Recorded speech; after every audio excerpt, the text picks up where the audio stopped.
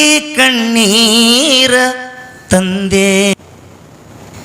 ನಾನು ತವರೂರು ನೋಡಲು ಬಂದೆ, ತಾಯಿ ನೆನಪಾಗಿ ಕಣ್ಣೀರ ತಂದೆ.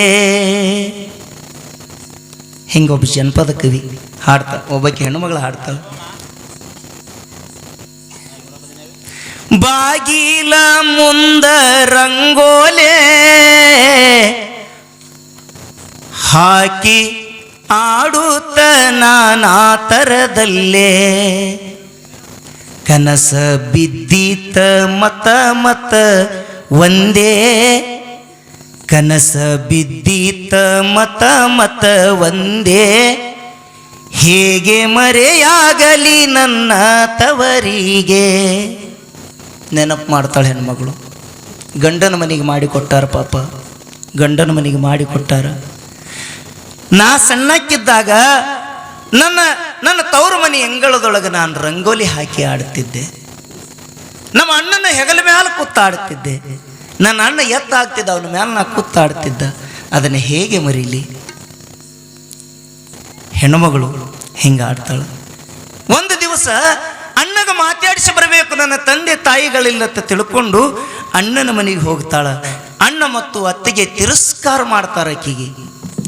ಅಣ್ಣ ಮತ್ತು ಅತ್ತಿಗೆ ತಿರಸ್ಕಾರ ಮಾಡ್ತಾರ. ಇಬ್ರು ಕೂಡಿ ಬಾಗಲ ಹಾಕೋತಾರ.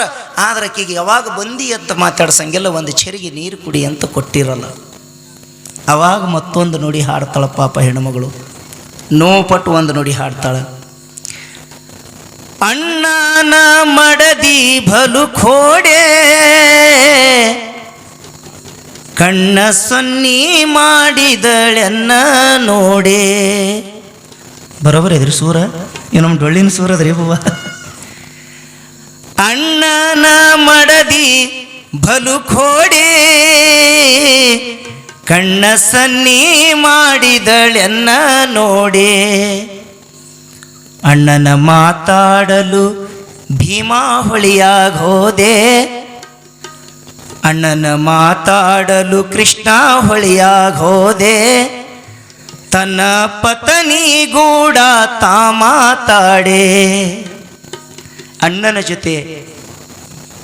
ಜೊತೆ ಮಾತಾಡಬೇಕಂತ ಹಂಬಲದಿಂದ ಹೋಗಿರುವಂಥ ಹೆಣ್ಣು ಮಗಳಿಗೆ ತನ್ನ ಅಣ್ಣ ತನ್ನ ಜೊತೆ ಮಾತಾಡಲಿಲ್ಲ, ತನ್ನ ಹೆಂಡತಿ ಜೊತೆಗೆ ಮಾತಾಡ್ದ. ತಿರಸ್ಕಾರ ಮಾಡ್ತಾನ. ಅಣ್ಣ ಅತ್ತಿಗೆ ಕೂಡಿ ಆ ಹೆಣ್ಣು ಮಗಳ ಜೊತೆ ಮಾತಾಡಂಗಿಲ್ಲ.